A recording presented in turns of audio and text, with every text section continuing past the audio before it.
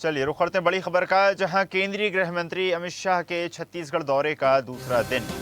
राजधानी रायपुर समेत कई कार्यक्रमों में करेंगे शिरकत। डायल 112 की 400 गाड़ियों को दिखाएंगे हरी झंडी। रायपुर एयरपोर्ट से जगदलपुर के लिए होंगे रवाना। बस्तर में जन सुविधा केंद्र का करेंगे शुभारंभ। जगदलपुर में अमर वाटिका में शहीद जवानों को देंगे श्रद्धांजलि। दोपहर 2:30 बजे बादल अकादमी में करेंगे मुलाकात और चर्चा। शाम 4 बजे बस्तर में विकास का देखेंगे प्रेजेंटेशन। शाम 6 बजे बस्तर भाजपा के कार्यकर्ताओं से करेंगे मुलाकात। शाम 7 बजे लोक सांस्कृतिक कार्यक्रम में होंगे शामिल। अमित शाह का रात्रि विश्राम जगदलपुर में होगा।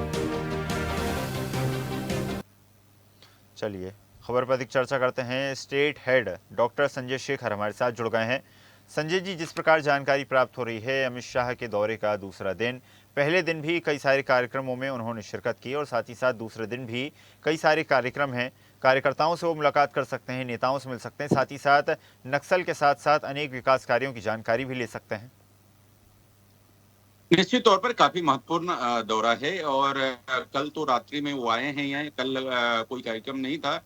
छत्तीसगढ़ के मुख्यमंत्री विष्णुदेव साय सहित तमाम सीनियर लीडर ने छत्तीसगढ़ के सीनियर मिनिस्टर्स और भाजपा नेताओं ने उनका एयरपोर्ट पे स्वागत किया। उसके बाद एक निजी रिसोर्ट है, वहां पर वो रात्रि विश्राम किए हैं। अभी उनका रायपुर में दो महत्वपूर्ण कार्यक्रम है। एक तो डायल 112 की करीब 400 गाड़ियां हैं, उसको हरी झंडी दिखा करके वो रवाना करेंगे पूरे प्रदेश के लिए, जिससे छत्तीसगढ़ का जो पुलिस डिपार्टमेंट है वो थोड़ा सा सशक्त होगा।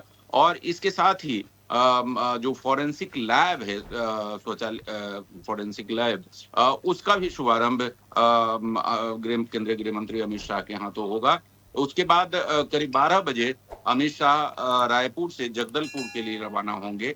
जगदलपुर में सबसे पहले उनका नेतानार में एक कार्यक्रम है। नेतानार में वो जो जन सुविधा केंद्र है उसका शुभारंभ करेंगे।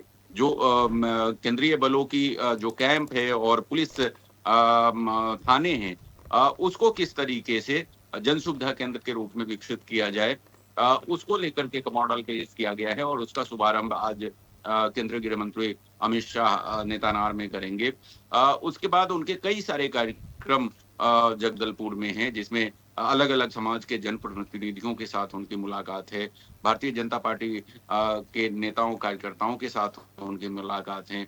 विभिन्न समाज के लोगों के साथ उनकी मुलाकात है।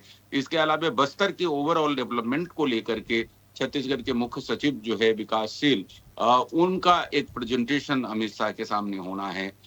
इस तरीके से आज पूरा दिन अगर कहा जाए तो पैक है। पूरे दिन अमित शाह के बस्तर को लेकर के ही अलग अलग डेवलपमेंट के प्लान, और इसके साथ ही जो सुरक्षा बल है उनके साथ भी उनकी मीटिंग है।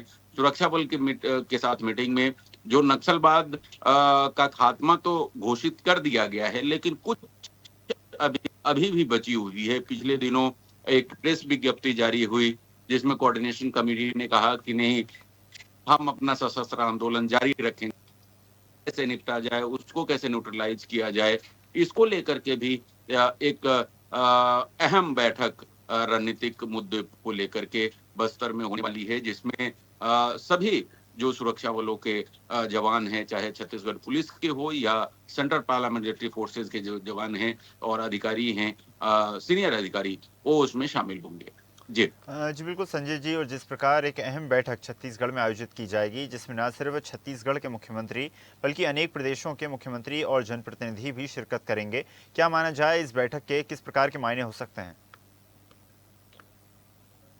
देखिए, मध्य क्षेत्रीय विकास परिषद की बैठक है जो जगदलपुर में आयोजित किया गया है। इसके पीछे भारतीय जनता पार्टी सरकार की एक अहम रणनीति है कि एक मैसेज पूरे देश में दिया जाए कि बस्तर अब नक्सलवाद से मुक्त हो चुका है। बस्तर में जाकर के अब कोई भी बड़ी बैठक की जा सकती है। यहाँ तक कि 4 राज्यों के मुख्यमंत्री, जिसमें उत्तर प्रदेश के मुख्यमंत्री योगी शामिल हैं, उसके अलावे आपको उत्तराखंड के उप मुख्यमंत्री शामिल है, इसके अलावे मध्य प्रदेश के मुख्यमंत्री शामिल रहेंगे और छत्तीसगढ़ के मुख्यमंत्री शामिल रहेंगे।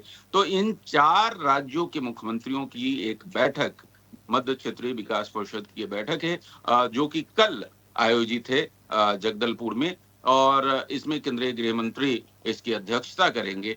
और इन चारों राज्यों के बीच में आपसी तालमेल किस तरीके से बेहतर हो, डेवलपमेंट के दृष्टिकोण से इसको लेकर के रणनीति को अंतिम रूप दिया जाएगा। और ये चारों राज्य एक दूसरे को किस तरीके से विकास के मसले पर सहयोग करें, इसको लेकर के भी रणनीति को अंतिम रूप दिया जाएगा। लेकिन जैसा कि मैंने आपको कहा कि बैठक का मूल उद्देश्य जो है वो पूरे देश में और पूरे देश के साथ पूरी दुनिया में ये संदेश देना है कि बस्तर अब नक्सल से मुक्त हो चुका है, बस्तर में अब डेवलपमेंट के वर्क हो रहे हैं, बस्तर में अब विकास के नए आयाम खुलेंगे और वहां पर अब किसी को नक्सलियों से डरने की जरूरत नहीं है।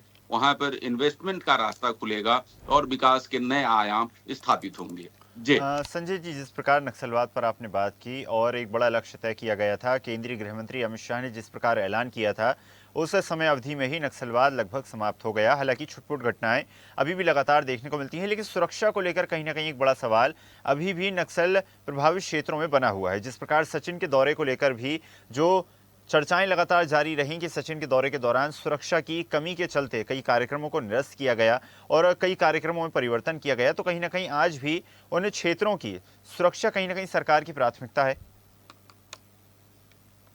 निश्चित तौर पर सुरक्षा बड़ी प्राथमिकता है। और देखिए, एक तय समय सीमा में नक्सलवाद से खात्मे का ऐलान कर दिया गया है।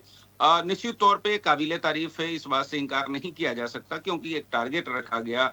उस टारगेट में जो बड़े माओवादी लीडर थे, सशस्त्र नक्सली, उसको न्यूट्रलाइज किया गया। बाकी जो उनके अलग अलग जो कैडर थे उनको आत्मसमर्पण कराया गया। तो उनकी जो पूरी ताकत थी माओवादियों की, वो करीब करीब खत्म हो गई है। ये बड़ी उपलब्धि के तौर पे इसे देखा जाना चाहिए। लेकिन माओवादी केवल जो सशस्त्र नक्सली थे जिन्होंने सरेंडर कर दिया या जिनको न्यूट्रलाइज कर दिया, केवल वो नहीं है।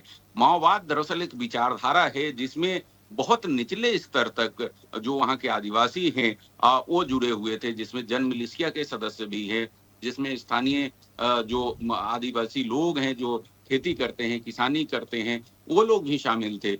तो उनके विचारधारा में किस तरीके से बदलाव किया जाए और उनके अंदर अगर फिर से कोई इस तरह से आक्रोश की भावना पैदा हो और फिर से वो हथियार उठाने के लिए मजबूर न हो जाए या हथियार न उठा ले, इसको लेकर के एक रणनीति को अंतिम रूप अंजाम दिया जाना है। और मुझे लगता है इस लिहाज से आज की बैठक काफी महत्वपूर्ण है।